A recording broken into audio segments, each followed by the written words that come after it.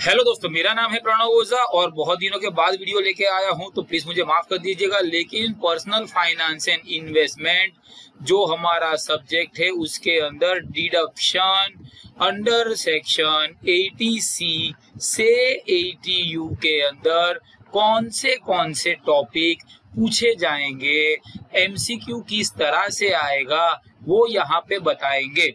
ये वीडियो के अंदर मैं कोई सम सॉल्व नहीं करने वाला हूँ। हाँ, पिछले जो मैंने एमसीक्यू सॉल्व किए थे उसकी लिंक मैं बकायदा डिस्क्रिप्शन में लिख लूंगा, तो वहां से आप उसको देख सकते हो।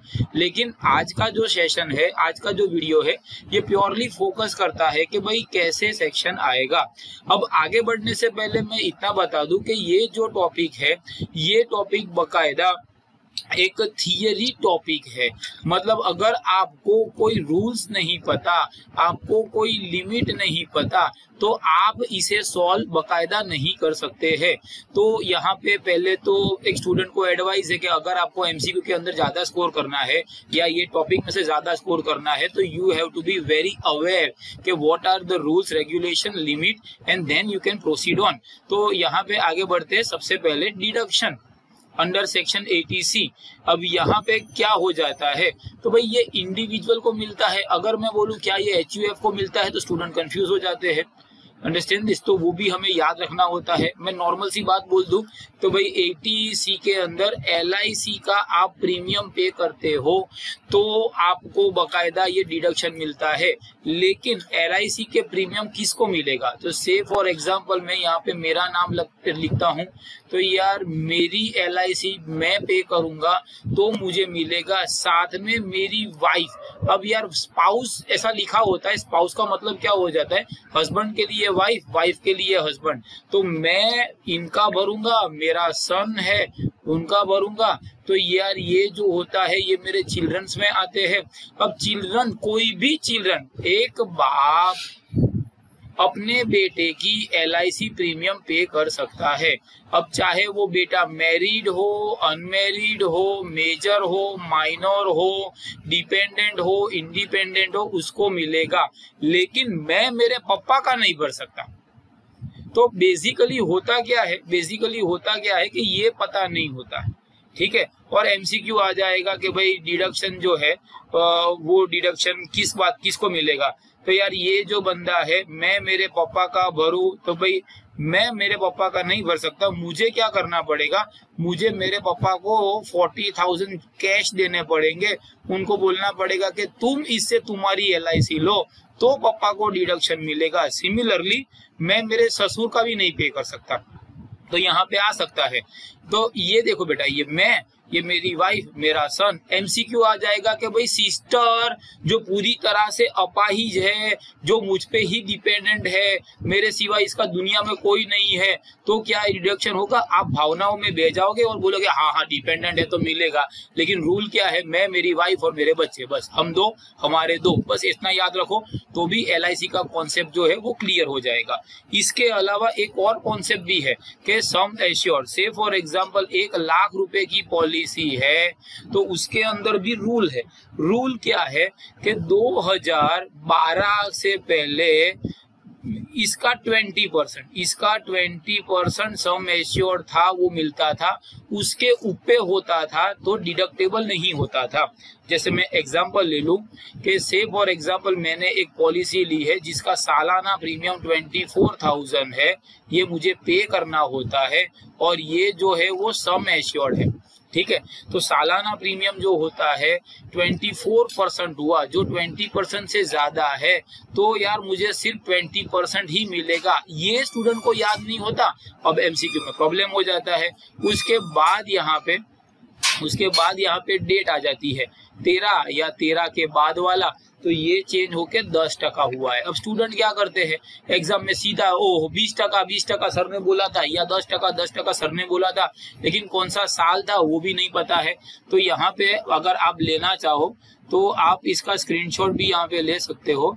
तो ये लिखा हुआ है, देखो बेटा, कि ये 12 था बराबर 13 ऑनवर्ड्स, मतलब इन शॉर्ट 12 के पहले इतना उसके बाद तो मतलब इसको अगर सिंपल लिखना है तो बिफोर 12 आफ्टर 12 कर सकते हैं, बराबर है ये 1/4। तो उसके बाद यहाँ पे 10% है, इसका 20% है। आप चाहो तो इसका भी एक स्क्रीनशॉट ले सकते हो। तो एक तो भाई ये LIC के अंदर ऐसी चीजें हैं और ये याद रखनी है। सिमिलरली यहाँ पे अगर देखने जाए तो डिफर्ड एन्युटी, सैलरी कमीशन, हाँ अब ये है, ये यहाँ पे से MCQ आ सकता है कि contribution to super provident, statutory provident fund, माफ कीजिएगा, recognise provident fund, public provident fund, तो यार इसके अंदर भी पैसे भरते हैं तो भी डिडक्शन होता है। ये तो जनरली आमतौर पे स्टूडेंट्स को याद रहता ही है। यूलिप, देखो MCQ कहाँ से आएगा, यूलिप किसका है, यूनिट ट्रस्ट ऑफ इंडिया का। हाँ यूनिट ट्रस्ट ऑफ इंडिया का, तू चालू कर दे, अंदर जा, लास्ट वाली स्विच चालू कर दे। अच्छा बराबर।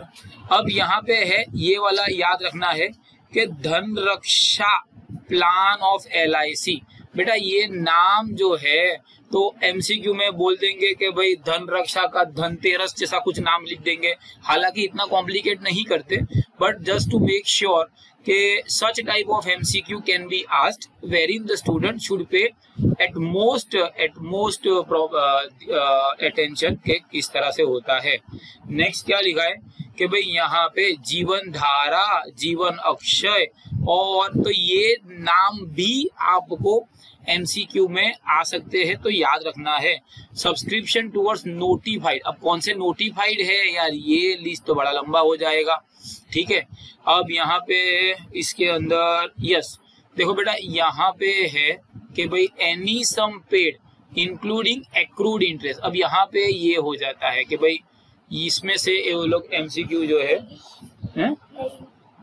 लास्ट वाली स्विच सारी कर दे,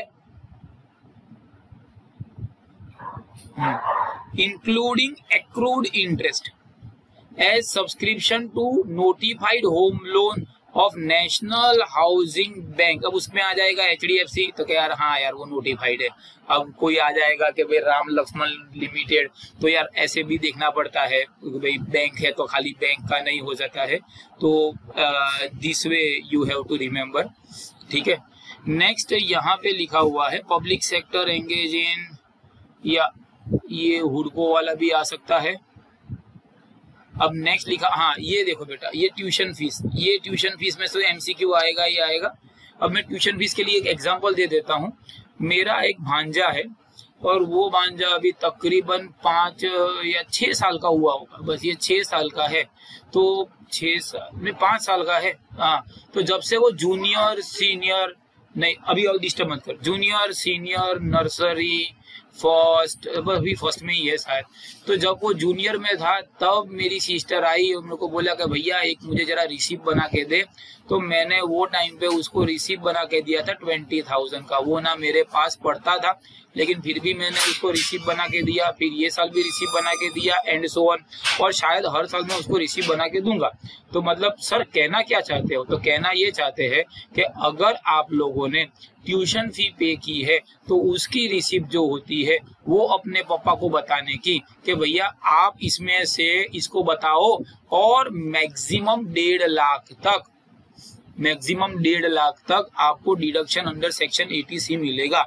अगर आप लोग अभी क्लास कर रहे हो तो बकायदा वो सर को बोलो कि हमें रिसीप्ट चाहिए, और वो रिसिप्ट आपको सिर्फ इनकम टैक्स में आपको रिटर्न में बतानी है। और मैं बोलता हूं अगर आपके पापा 10 लाख से ज्यादा कमाते, 30% के टैक्स स्लैब में आते हैं, तो यार मतलब अगर 25-30 हजार भी भरा है तो 8-9 हजार इनकम टैक्स तो तुम्हारा एवे ही बच जाने वाला है। तो वो फुल टाइम के लिए भी होता है। तो यहाँ पे और भी अगर देखने का है तो इसके अंदर बहुत रूल्स है, तो MCQ निकल आएंगे, लेकिन उसके लिए आपको रूल्स पता होने चाहिए। तो ट्यूशन फीस जो होती है वो होती है, लेकिन अब इसके अंदर भी ऐसा है कि मैंने मेरे लड़के को स्कूल में लिया और उसको मैंने डोनेशन दिया। अब यार ये डोनेशन जो होता है वो फीस नहीं है तो वो डिडक्टेबल नहीं होता, ऐसा भी MCQ आ सकता है। Whether any time at admission otherwise, मतलब कोई भी university college education full time भी होता है लेकिन सब्जेक्ट टू एनी 2 चिल्ड्रन, तो ऐसा यहाँ पे करना पड़ता है। तो ये भी एक ऐसा चीज है जहां से एमसीक्यू भर भर के निकल के आ सकते हैं।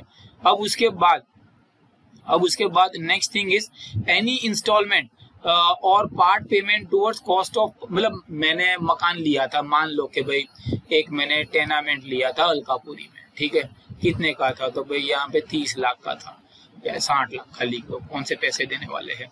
अब उसके अंदर ऐसा था कि मालिक की मेहरबानी रही और क्लासेस चल गए, ऑनलाइन भी बच्चे आने चालू हो गए, तो वो जो फीस थी वो फीस मैंने प्री पेमेंट कर दी। तो मतलब एनी पार्ट पेमेंट या इंस्टॉलमेंट, तो या एनी पार्ट पेमेंट या इंस्टॉलमेंट मैं पे करता हूं तो भी वो 1.5 लाख की सीलिंग के अंदर आ जाएगा। अब थोड़ा सा आगे बोलता हूँ, यहाँ तक आपने देखा है तो और देख लो। तो पॉइंट ये है कि अगर आप पैसे कमाते हो तो सबसे पहले तो आपको मकान लेना है। अगर आपके पास पैसे है तो भी आपको लोन से ही पैसे लेने हैं। उससे क्या हो जाएगा कि अगर आपने प्री पेमेंट किया तो डिडक्शन होगा, लेकिन कितना प्री पेमेंट करना, अगर 2 के नाम पे लिया है तो 1.5 वाइफ के नाम पे ले लो और 1.5 अपने नाम पे ले लो। जब गवर्नमेंट बोल ही रही है तो कर लो, और मकान नहीं लिया तो इंफ्रास्ट्रक्चर के इक्विटी शेयर्स ले लो, या तो टर्म डिपॉजिट, ये बेटा कभी करना ही नहीं, इवन दो ये डिडक्शन मिलता है, टर्म डिपॉजिट करना ही नहीं, बिकॉज आज 2022 के अंदर रेट जो है वो बड़े खराब है। तो मैं तो यही चाहूंगा कि ये आपको मिले। और सीनियर सिटीजन सेविंग स्कीम में भी 1.5 लाख होता है, पापा अगर रिटायर्ड है तो आप उसके अंदर पोस्ट ऑफिस पे भी यही स्कीम एप्लीकेबल है, और सारा मिला के 1.5 लाख रुपया होता है। अब सिमिलरली एटीसी का पूरा खानदान, अब थोड़ा सा मैं एक्स्ट्रा बोल देता हूँ, थोड़ा लंबा भी चलेगा वीडियो तो देख लेना। अब यहाँ पे है कि भाई सेक्शन 80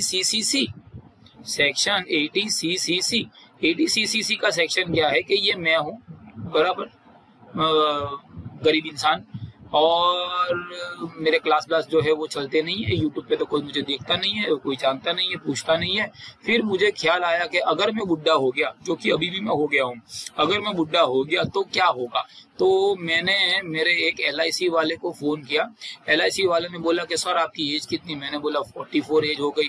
तो बोले एक काम करो, आप 66 तक पैसे भरो, हर महीने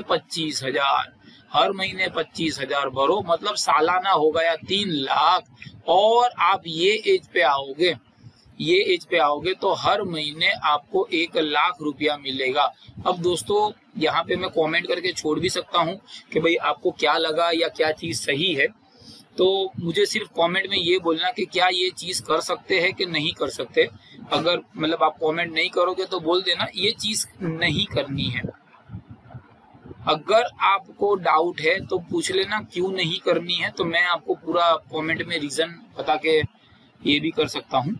और उसके बाद यहाँ पे यही है कि deduction under notified pension scheme, तो गवर्नमेंट ने कोई पेंशन स्कीम निकाली नरेंद्र मोदी ने, उसमें भी आपने पैसे डाले तो भी वो आपको डिडक्शन होगा। तो मतलब आपने भैया या LIC ली, या इक्विटी शेयर ऑफ इंफ्रास्ट्रक्चर लिया, या आपने ट्यूशन फीस पे की, या आपने सीनियर सिटीजन का कुछ लिया, या आपने पार्ट पेमेंट किया, या आपने पेंशन फंड लिया हुआ है, या आपने ATCC में कुछ किया है, तो ये हो गया ATC का खानदान। ATCCC का नोटिफाइड डिफर्ड एन्युटी ATCCC है, और ATC इसको सबको मिला के जो भी एक्चुअल होता है, तो यहाँ पे मैं लिखता हूँ एक्चुअल, और यहाँ पे लिख देता हूँ लिमिट, और लिमिट है भैया 1,50,000, विच एवर इज लेस। मतलब अगर मैंने 1,60 डाला तो मुझे 1,50 मिलेगा, 1,30 डाला तो भी 1,30 ही मिलेगा। तो दोस्तों ऐसे MCQs आ सकते हैं। I wish you all the best for your exams. Good bye, god bless you and जय हिंद।